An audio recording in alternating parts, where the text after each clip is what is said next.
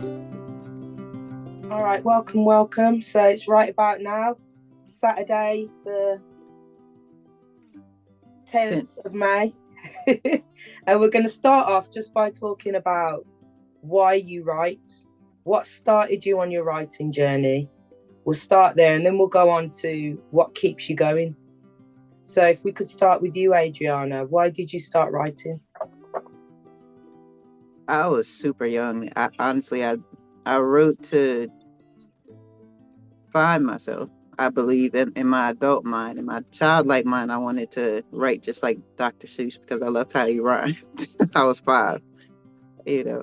But as I continued to do it and got better at it and got more in depth with the emotion of it, I realized that it was my outlet to be as free as I could possibly be in a world that can tell you that you're not allowed to be. So it's freedom for me.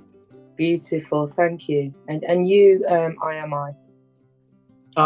For me, there's some Dr. Zeus inspiration as well.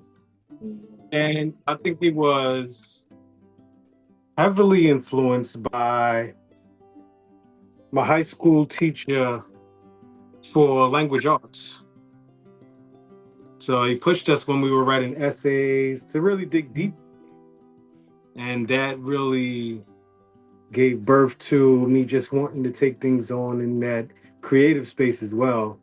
Started writing poetry around that time and rhymes, hip hop. Yeah. Hip hop heavily influenced it as well.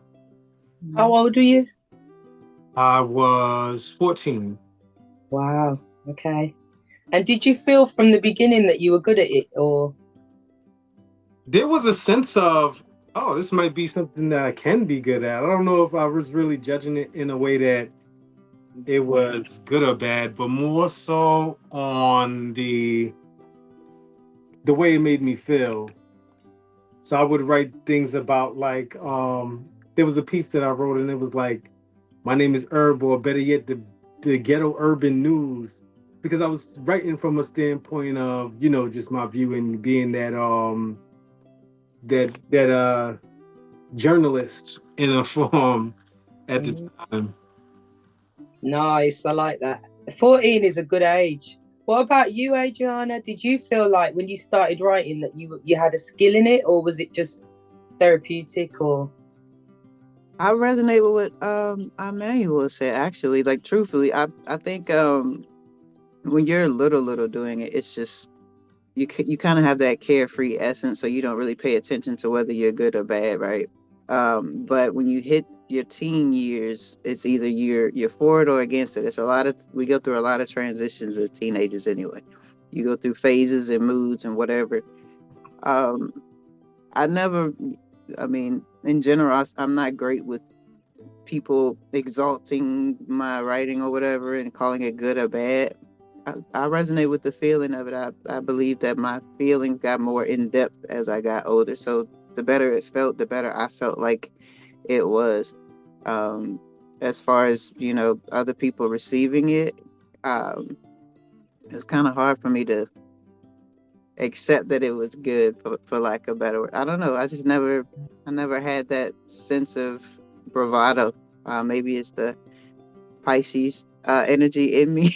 I'm not sure, but I think it's important to start with feeling and lead from there. Like anything that you do, if you paint, if you dance, if whatever it is that you do, if it feels good to you, then it is good for you, and it presents that way. Yeah. And it's the same for me, really. I started writing. So you mentioned dancing, because it all goes hand in hand for me, writing, dancing, singing, all of it. And the dancing for me was like breathing. So I just knew I was good at it. It's something the whole family does. We still do it now, like a lot of Black families, it's in our culture. We put on a tune and people get up and start moving. So the dancing was just like a nothing. That's what I know. But the writing, when I started doing that properly, I was in my early 20s and it was therapeutic without a doubt. And it became a big part of my continual healing process. just to write, you know. And anything that was really stressing me out, I just write it out on the page. And then later on, I learned more so the power of my words and the power of scribing something. And I stopped writing out negative stuff and made a decision that what I'm writing is going to be more futuristic and more positive if I can, while remaining true, you know. Hi, Gabriel. What's up? Happy Saturday. My boy. All right. So what we're talking about is when you started writing, why you started writing, and then after that, we're going to go on to what is keeping you going with your writing, and then have a little discussion around things that have helped you, motivated you, or things where you want help and motivation. Because I know, if you don't mind me saying, you're kind of new on this journey of writing. Is that correct? That's why I was thinking I might set this one out, because it's like I haven't really been writing that one or at all. Really. You inspired this, to be honest. You inspired this line of questioning. Really? It was it was that exchange we had on school, because I'm like, I know that feeling. Mm-hmm. You know, and what I want you to know is that, trying to find the best way to say this, empty vessels make the most noise. Still waters run deep, right? Yeah. Mm-hmm. I like this group because everybody has shocked me, in truth. Like, one of the biggest, I have said it again many times, Emmanuel shocked me, like blew me over. Because who you are in book club, I had no idea you were this talented artist. And like, when you start to perform and you go into music, there's a whole nother being that comes alive, you know what I mean? That if you only ever saw you in book club, you'd never know that exists, you know. And Adriana, equally, so humble, and then she opens her mouth and you're like, you know, like her words and her cadence and everything just knocks you off your feet.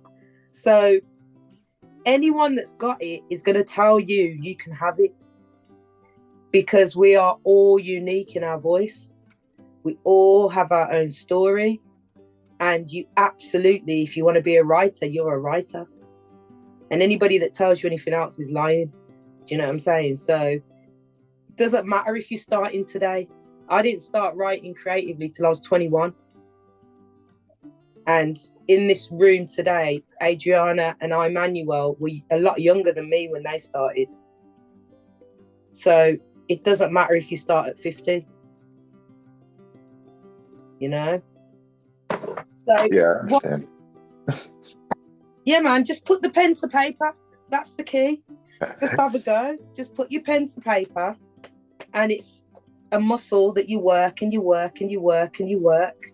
And this group here, if you've got things that you want to share and for people to look over, it doesn't have to be a big group thing either. You could just pick someone out and say, do you mind having a look at this? And I'm sure they would, and give you feedback. Okay. Yeah, that works. So, Adriana. Before you move on, I did want to share something, because you talked about consistency just now, and that's what it takes. It doesn't matter, like you said, when you start. It's just starting. It's starting and keeping with it, because we all have our own story to tell, and everybody's story is important. I always, for myself, think in regards to music, is that we all got a song to sing too. Yeah, that's nice. I like that. So why do you keep writing, Adriana? What keeps you going? Writing I have a deeper relationship with it. It's why it keeps me going. It's not just freedom for me. It's saying the things that I may not outwardly say. It's being that level of bold that maybe I'm not, you know, in my present life. Maybe saying the snappy things that I may not say to you because I'm just too polite to do that, and I'm not gonna hurt your feelings. But I will write you something that will eviscerate you. Like it just depends on the mood. Like for me, I continue to write to continue to embrace that freedom that everybody seeks. I think everybody has that thing. It may not be writing for everybody, but there's that one thing that puts you in the space of elevated freedom, like above anything else. And that's what it is. It's like flying for me. It's like when I climb a mountain, it's like, you know, discovering that you're more spiritual than you've ever been in your life. Those sort of things that are once in a lifetime things. That's what writing is like for me. Like it's putting it all out on paper and bringing it to a forefront that people don't expect. Yeah, I relate to that. I. So for me, it's a bit of what I was saying before about everybody having a story. So I'm still living. So there's always going to be something to write about. I think it was Peter Tosh who said that he gets inspired by a rock on the ground. So there's so much to be inspired by. That's why I continue to write. Absolutely. I relate 100% to both things that you said. And for me, writing and what's become way more evident lately is singing and the dancing. I've always known it's such a spiritual act. There are times when, and I think every writer knows this feeling, it's not even you. The pen's on the paper and this stuff is coming out. And I've read back at stuff. I've gone over old stuff from years ago that I forgot about. And I'm looking at it and I'm like, I said that. I didn't even know I had that in me. So it's a real divine act that when you relax and you open up, that's why I keep writing, because it's food for my soul. And I do feel like it's something that I am supposed to do as part of my divine journey. You know, that there's a way that I say things, like all of us, that some people can connect to and that some people need to hear. I know I'm not for everybody, I know that. But those that I am for need to hear me. So that's why, one, I keep writing, and two, I'm actually out there doing it. And I use this opportunity again to say that it's this group that gives me the confidence to do it. You know, I haven't had the confidence like this to do it on my own. You know, I needed to be in an environment that felt supportive with other courageous souls. You know, you really do inspire me and brighten up my world, because I've got a whole new level of confidence these days. Would you like to add, Gabriel? I was just about to say, I might as well. So I don't really write, obviously, now, but I can say why I feel like I should start writing, or why I want to start writing. Kind of off the same lines as y'all been saying. It's a very spiritual act, a way of getting words out without physically speaking. And I feel like, in me, I like to talk a lot. Like I like to have intellectual conversations. I just like to pick brains. I ask questions, and I, always don't have somebody to talk to.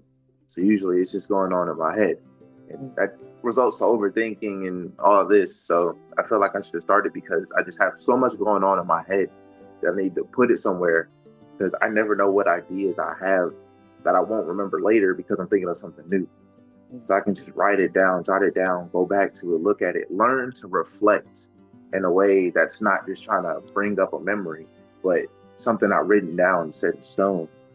But also because, kind of like the last, the celebration we had, when I said something about, celebrating, taking small steps, in tone, liked what I said about, it's basically competing with yourself, not realizing that somebody was going to relate to something I said, but I said it in that moment. If I never said it in that moment, she would have never clicked with it. It would have never changed her perspective. So kind of thinking that way, it's like, I say a lot of things, and like going back and realizing the conversations I have with like close friends or family or just random people, I always somehow like say something that changes a perspective, or like I've never seen it like that, or like well, why would it be like the get questions just get the mind going, provoking, like just having that good like healthy conversations. And it's like, if I keep doing that, why don't I just write something? Why don't I just try to put it in a form that just speaks louder than actually trying to just sit there and trying to get it out, put my thoughts on paper without interference of everything that's like on the outside of it. And also I like music and stuff too, so it's like try to, I don't know, just try to dibble dabble in these, art forms of writing, of creative, of just, yeah. Yeah, I'm going to say this, and then I want to hear what Adriana and Emmanuel have to say. But my first meeting with Gabriel, I got this download. Gabriel will remember. And I told him in this group meditation to sit his backside down. He's not allowed to leave. And he was like, what? And I was like, sit down. This is what I'm being told. But you saying what you've just said, to me, you got such a bright light. Like you like everybody else, like you make me smile. You're a young man with so much like I can't find the word. It's not even intelligence. It's like wisdom, but young wisdom. Yeah. And everything you just Also said, I would expect of you. That's my interpretation of you. That you're gonna open your mouth, like Emmanuel as well, and sorry. And I think as men, you got to really manage that, because your words, I don't know if men are always aware how powerful their words are to women. Mm-hmm. And if you're talking fluff, it can be really damaging, because we expect sense from men. That's my experience anyway. I expect if a man speaks that I need to follow the guidance that's coming out his mouth. Do you get what I'm saying? Yeah. And now that you said that, that'd probably be something to write about. But like, I feel like this will also help with like bad habits that I have. Cause like I am good at speaking, and I know I am, but sometimes I can use that to not not be truthful, or just like out of old habit, bad habit. So it's like knowing that, it's like I know it. I always know like I have a bad habit of just lying like small lies here and there, just like thinking, like saying faster than I could think. I feel like with writing, I might like slow it down just a bit, just so I can, emotionally regulate myself, just give me time to think. Now I'm just writing it on paper, because writing takes patience. It's like now I can see my words that are coming out of me. Now, like when I speak, I'm thinking about me writing, or just like something in that nature, like trying to make a correlation between those two. Something like that. Yeah, I like that. I and Adriana, would you like to say anything? Yeah, I so definitely. for me, I Go mean, ahead. too. Adriana, go ahead. I was just gonna add on to what Gabriel said. Like, truthfully, you on the right track, because that's what writing does for me. I'm clinically ADHD, and my mind goes a mile a minute, and writing is the only way, it seems like, for me, and always has been a way to slow down so you can conceptualize. I went through a period of time also where I didn't think anything of it, but you can cause damage with those little small white lies, as they call them, or whatever. But once you take the time to focus your thoughts, you come to realize what is frivolous to you, what no longer matters to you, and it naturally helps you stop doing it. Like, when you tend to focus on what you do wrong, you do it more, believe it or not. Like, it Yeah. highlights it, and it manifests that in your daily world. So the more you can find outlets to properly conceptualize your thoughts and basically get your mind in order in a way that's healthy for you, the more you'll progress. But you're already on the right track. Thank you.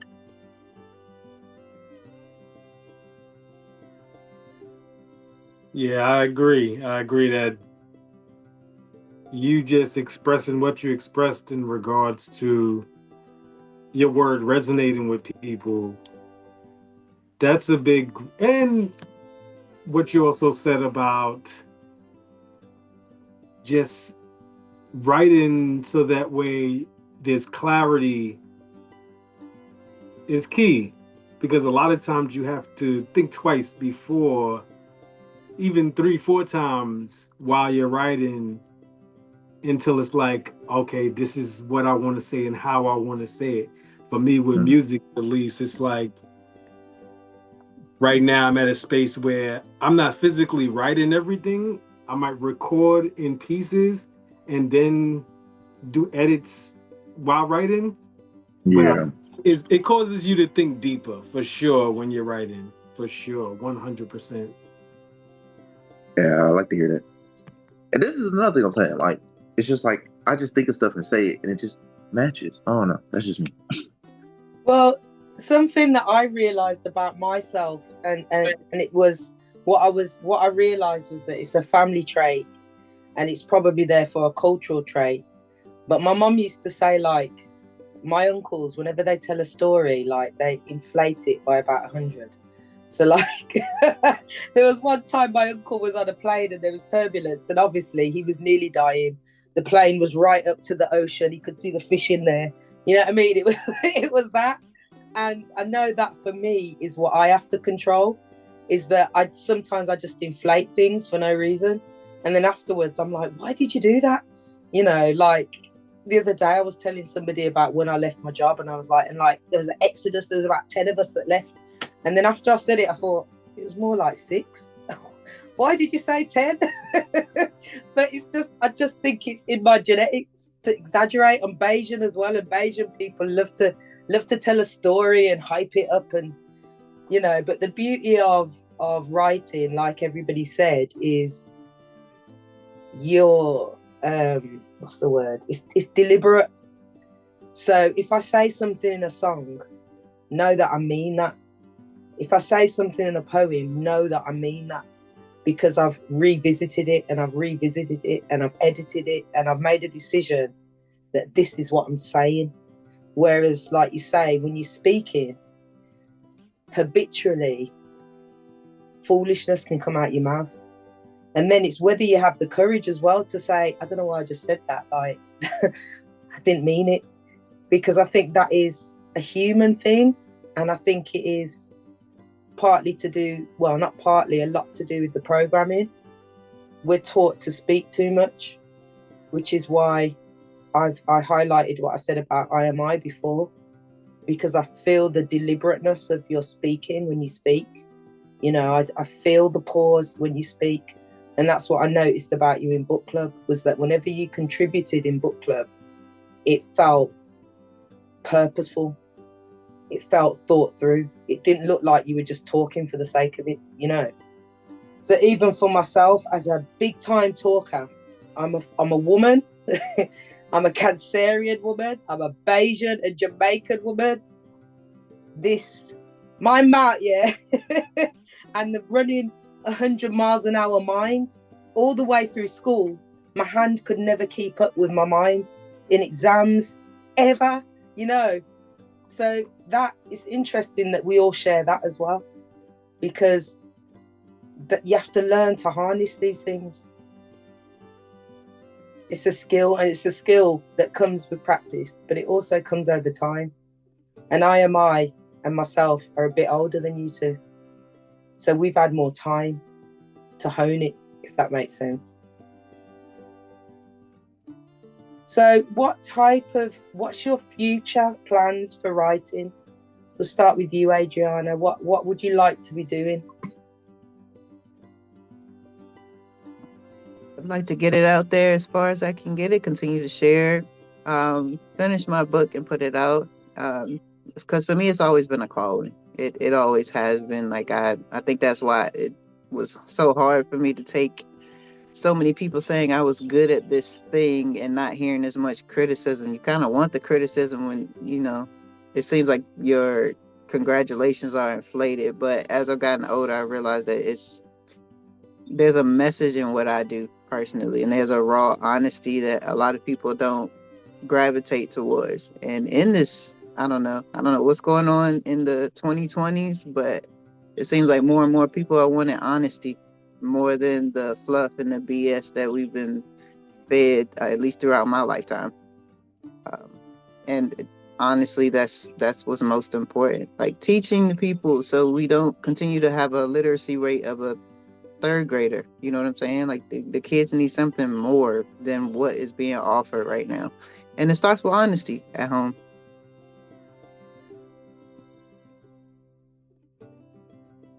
That's big. That's huge, what you just said. And I think it's because it's poison. The dishonesty is poison. And people have gotten to a point where they're like, it feels better when people are honest and vulnerable. It feels better. You know, I feel like a better person when I hear you express your vulnerability, because then I know I'm not alone, because I feel that as well. You know, this pretending to be perfect crap, it's just crap. It's not real. You know, and every day, that's what I really respect about the younger generation, actually, because you guys are coming up. I think, Gabriel, you're probably the youngest in here, but you guys are coming up just not tolerating anything, man. And I respect that. I salute that. I'm Manuel. Sorry. I am I. It's cool, yeah. I am Emmanuel. So even my name, I am I, it stems from my name. A lot of people would call me Emmanuel, so my artist name is kind of like a play on them. I am I. So, yeah. I love that as well, that your name is pronounced Emmanuel. Never heard it before. Yeah. So that's yeah. I am the I them. Mm-hmm. Going forward is what we're talking about, right? Yeah. There's a book that I have as well that I know that it's writing itself right now. I've expressed it with a couple of people, and it's just a matter of me now bringing it into the physical. So that's what's coming forward for me, going forward, rather.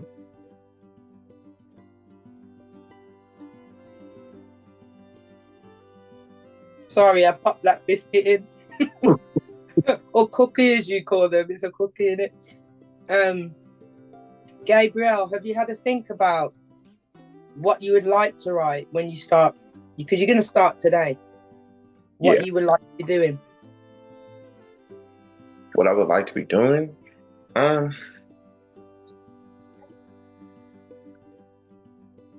guess play around with poetry a bit. See how I can, I don't know, take serious thoughts in my head, but change it into something that just sounds appeasing to the ear, but it's telling something like true. But just really see where writing takes me. How I write, honestly, like where I fit in, whether it's poetry, where it's more of a, like a songish, or whether it's just creating a story, like a literal narrative.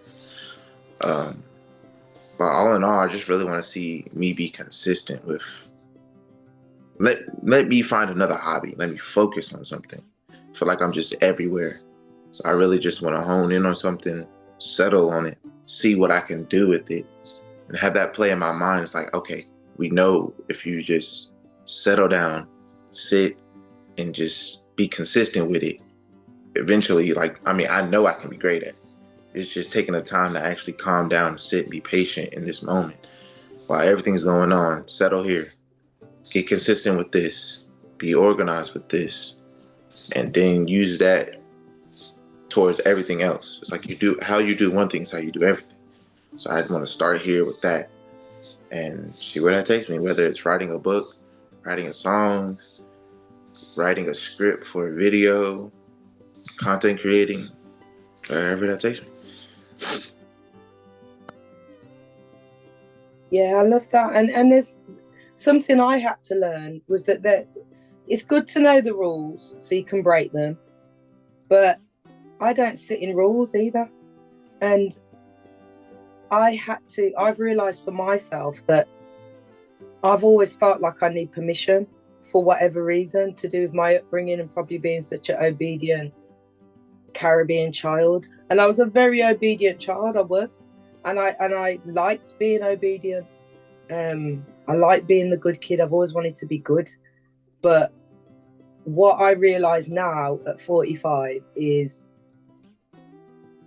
it's all crap anyway. Like, if we are creators, why would I follow your rules? What can you tell me? And you have to go, who made the rules? Like, there's a lot of rules around poetry and rules around songwriting.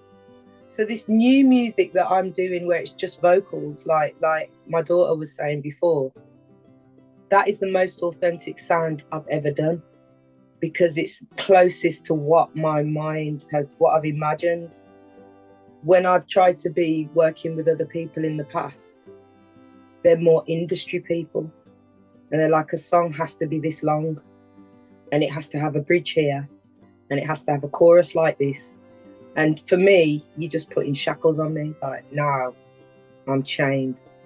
You might as well tie me to the wall.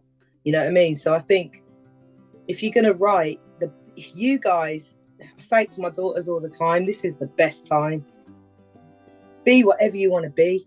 Because we grew up with tight rules, man. Tight societal rules. You do this, you don't do that. You do this, you don't do that. Your generation, even just down to styles, you know, you have 70 styles, 80 style, 90 style. What's the style of 2025? There is none. Wear what you want. You know, you got 75-year-olds, my mom, dressing.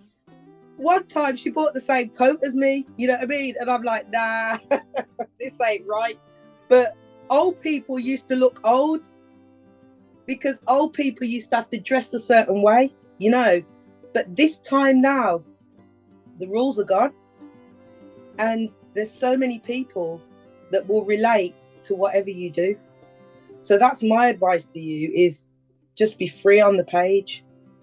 Write whatever you want to write, however you want to write it, in your voice, because it will come out how it needs to come out. And something else that's come to me, which is really obvious right now, is your journey as a new dad. Because there's so many young men, or men, not just young men, that could do with hearing, relating to what you're going through, because I guarantee it, they're going to relate to what you're experiencing. For me, the reason where I want to go with my writing, I should say, is there's a book I've half written, which is autobiographical, which I need to finish.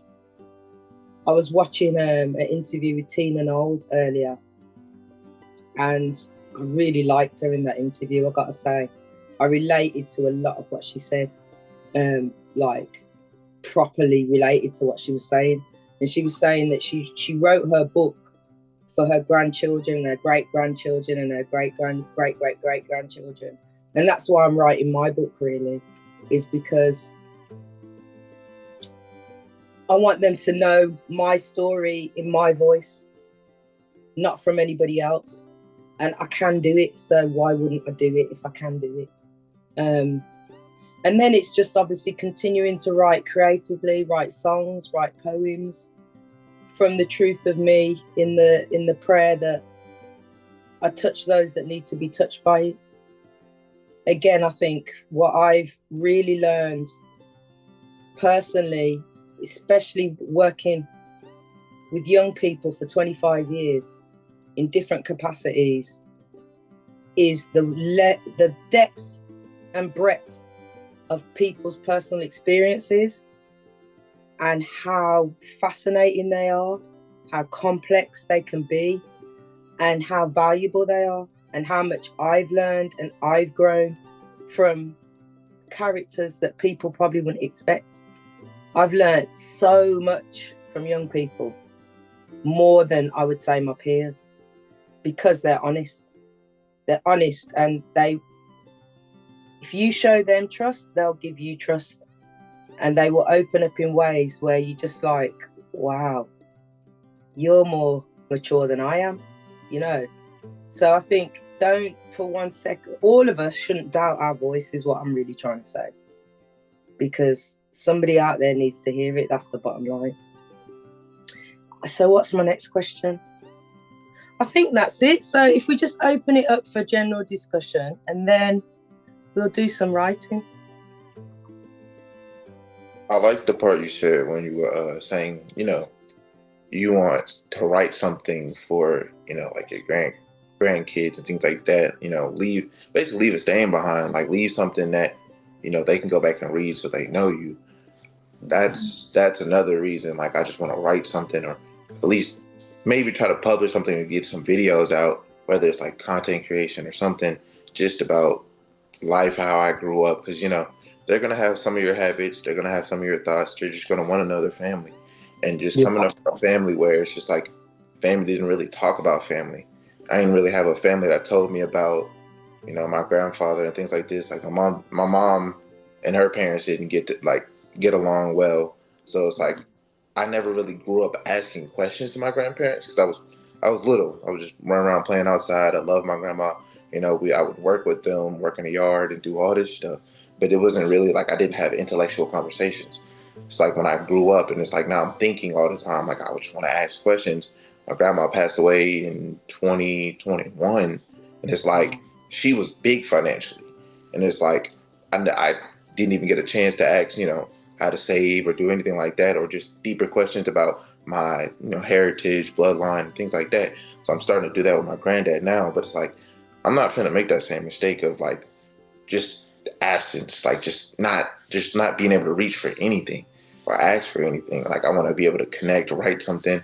So it's like even if quote unquote something happens where it's like family starts to break apart, you still can go research this and read this about me with that being the truth of me being writing where I am now, rather than being told a narrative by somebody else that can get changed. However, yeah, I like that. Yeah. That's one of the ways that my book is developing as well. So it's like a life story told through rap. It'll be partly on the audio version because I'm thinking of so far that's like there's an audio book too. But I like what Gabriel said. It's something that our posterity gets to experience firsthand from us. Mm-hmm. We'll be able to have that conversation if it's however many generations removed, but they're still hearing it from us directly. Yeah, Powerful. that's very powerful. Mm. I think it's interesting to note that we all have this idea, but we have it in our own different perspectives. Like for Gabriel, I think truthfully, you might want to start with talking points since you're a guy who clearly is great at the conversationalism. Like instead of focusing on a specific background, like think of the questions that you want to ask, questions that you've been at, that sort of thing. But for me, mine is completely raw because that's just me. My book is based on my journals that I've had. Like, and I'm not censoring them. I'm being completely transparent. But within my journal entries is also a lot of poetry that I've written. So that's my format for sharing my story with the world. I think as long as you feel comfortable with it, whatever that case may be, it'll come out the way you want it to come out. And those that need to learn from it will learn from it. I'm thinking about family for sure, but it's also just multi-generational because we are all here on some sort of assignment, right? Um, and when we don't take advantage of all these little context clues, that's what I'm grappling with right now. When we don't follow these context clues, we kind of get in the way of a mass of people learning from what we have to offer. Yeah, I did a few years ago. My friend who's like old enough to be my dad, Dennis, that I worked with. So we worked together for like 7 years, and then he left. But he's part of an organisation that does like tracing your ancestry, and they were doing interviews for Windrush, which is when all the Caribbean people came to the UK, and it was the 50th year anniversary. So Dennis came round to my mum's house to interview my mum. And they're around the same age. I think he's a little bit younger, but they're peers. And what was supposed to be an hour was like 5 hours. and I was just an observer. I'm going to let someone in. Is that all right? We got Dr. Amara that was in the audience last time. Oh, nice. Yeah, go for it.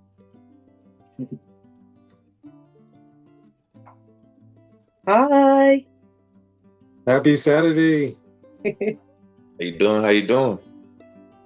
Guys. Happy Saturday. Are y'all related? Sorry, Gabriel, go ahead. I said, are y'all related? No. Y'all just have a resemblance. I'm sorry. I saw that the last time. I was like, okay. I feel like that with the goddess Anahata. I thought so during the celebration too. Yeah. Face shape and all that. We're recording, so if you don't want to contribute, just turn your mic off. We are going to go into writing in a little while, but we're just talking about why we write. So at the moment, we're just rounding off the conversation. So we're just having like a general free-for-all, just going where it goes, and we'll stop when we stop. So join in when you want to join in. We don't raise hands or anything. We just use our intuition. So I was just saying that what I learned from doing the Windrush interviews with Dennis. So Mom was the first interview. Then we interviewed a woman called Marcia, who was the same age as my mom, but came from Jamaica. And my mom came from Barbados. And then another woman, Ivis, who was a bit older than everybody. Ivis was hilarious, and Ivis is Jamaican. And what I saw happen inside of my mom, I'm saying this because I don't think she'd mind me sharing it, because she said it. I saw bricks come off her back from speaking to her peers and hearing other stories. So when I played her Marcia's interview, she was like, she had the same experience as me. They came to England at the same age. They had a similar experience of being raised by their grandparents and then coming over here to parents that they didn't know, to siblings that they didn't know, to an alien environment, essentially. So that did something to me in terms of me looking at the power of speaking your truth and telling your story. You know, I saw my mom change, because a lot of that stuff had been held inside. And although she talked about it with, I think, her own siblings, and again, they all had different versions of events because she's the oldest sister. Talking to people outside of the family, it released something in her. So that's a big driving force for me, why I want to say certain things, because it's therapeutic for yourself, but then you just don't know what the power of what you might do for somebody else. Just speaking your truth. And I think I always will go on about it because it was that powerful. That first poem that you did, Adriana, at Cosmic Connect, that's what that was to me. It was so honest, so powerful, you know? And it's the stuff that people just don't have the courage to say, because you get done to, guilt and shame, you learn something because you've got done to, and then you do it, and that adds another layer of guilt and shame. And then what usually happens is people go around acting like they're perfect, because anyhow that comes out. You know, they're trying to hide this deep, dark secret, you know what I mean? But that is way more common than people ever like to declare. So the courage that you displayed, what you were talking about, how you said it, that hit hard. It's important. And then that's why I will always champion anybody who wants to share their story in any format that they choose, because it's not just about us. I would say, of course, for everybody, but especially Black people, because we have that sweep it under the rug, don't ask, don't tell, stay in the child's place. All of these different sayings that were programmed into us that have led to the detriment of our intellectualism, for one thing, and led to our growth mentally also. Because if you don't know these things, if you don't talk about these things, how do you prevent them from happening in the future? Like, that's the reason why we have so many generational traumas, is because we're unknowingly repeating these patterns based on life experiences before us, instead of having those hard conversations and healing and moving through. And I think it's special to see older generations finally coming out and talking about their stuff, because they're the hardest to crack. Like, my grandmother left here with a lot on her mind, but she didn't say. You know what I'm saying? And there's a lot of people with elders like that that do the same thing. Like, who knows the amount of education you could have gotten from that you'll never get into school. So if we do it, we won't have to worry about, these babies turning into, the scum of the earth, and maybe turning into the royalty that we see them as. Because we are that, but we have to embrace it first. Yeah, absolutely. And it is a culture of guilt and shame. It is. And that's not our nature. It's what's been done to us. And there's no escaping that. I watched me in these interviews that I watch, I do get inspired by people, and I watched Ali Sadiq, the comedian. Yeah. And he was on Club Shay Shay, and he was dropping some gems, man. But it's like, when you realise that guilt and shame are the lowest vibrations, so if you can put people in a state of guilt and shame, they're never going to be able to manifest the life that they want, because their vibration is that low. So in us all being honest and telling our truth, we are able to release the guilt and shame. And I think there's some people of probably like my age group that are not saying certain things yet, because there's elders around that will be offended. So until time passes and those elders are no longer here, certain things you have to hold a line, and I do believe in privacy and all that as well. So you got to think about what you're willing to share. You don't have to share everything, but if it's something that you feel you can say out loud on camera and put out to the world, it's a healing process. Mm-hmm. So something's better than nothing. Yeah, man, 100%. Sorry, Amara, go ahead. I was just going to say, I can relate to all of that, especially feeling the guilt and the shame. I've been in situations when I was younger where it felt like it took my voice away. I didn't have a choice.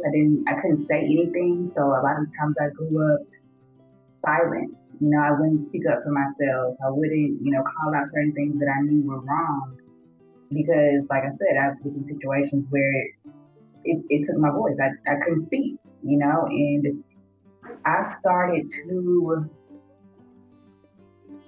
realize that those things weren't my fault when my little sister started going to therapy, and she would share some of the things that her therapist was telling her. And the main thing that stuck with me was, it wasn't your fault. You can speak up about it. You can talk about it. It's okay to talk about it. And that's one reason why I started writing. It just made me feel like it was like a weight to get off my chest. So, yeah, that's why I started writing. And, it took me a while to be able to share what happened to me growing up. I think my dad was one of the first persons that I told, and it was just like, you can breathe now. It's okay. So, yeah, writing it's extremely important. I would say, honestly, it saved my life, really, because I have a daughter, and like the other Adriana said, if we don't address those things that happen to us, we're going to pass them down to our kids, and I did not want that at all. So yeah, I know that. When I tell you, I know that so well. There's things that I even forgotten about. And I only remembered because I've got daughters and I've got to tell them certain things.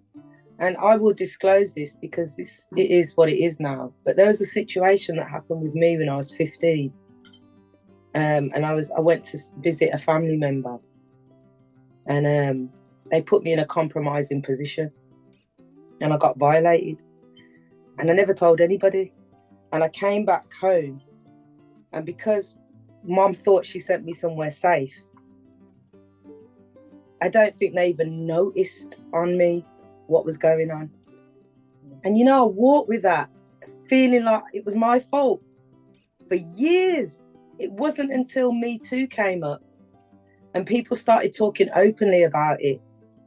And all these women were saying do you know how many times women do things and have been violated just because they feel like you go for a drink with someone and now they're basically looking like you owe me, you owe me sex. And you find yourself in a situation because you feel like you've led them on, or you know what I mean? I've had those situations and I'm looking at my daughters and I'm like, there's no way in hell that is going to happen with you. Right. No way.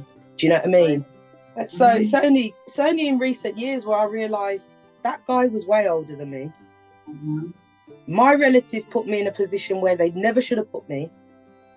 And I didn't know how. I didn't have the voice or the courage.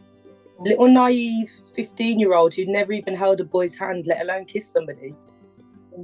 I was trapped in this place. So it's like, you know, like you say, for me, that's what writing absolutely does for me. There's nothing like releasing yourself with the truth. When I told my daughters this story, what happened, again, the weight that came off, it's like I'd pulled off, you know, and it's like, but you got to do it to know it. Yeah. Yeah, I see. So what do you write? Do you creatively write, or you write for yourself? I write for myself. I feel like I have to journal. Like if I don't journal when I get up or when I go to sleep, I feel heavy. I feel really, really heavy. I have a little bit of poetry. It's not much, but sometimes I can get in a little flow and I write things. And also the way that my energetic sessions, I do them through email because it gives me time to really meditate on what I want to say and how I want to say it, and I can tweak it. So writing is a part of my life every day, all day. So I do it in a lot of different forms. Beautiful. And do you have intentions of, I'm focusing on you because I'm just bringing some of the questions we've been through in for you as well. So do you have like a plan going forward of what you'd like to do? Or is it are you going to continue as you are journaling, and do you have intentions of a book or anything like that? I thought about it. I've thought about it, but yeah, since I thought about it, I'm gonna start working on that. Since you just brought it up again, you reminded me, and I need to go ahead and do that. Yes, absolutely. You better. We're gonna hold you to that now. Okay, all right. So anything else to say about this, about writing? No, I don't have anything else.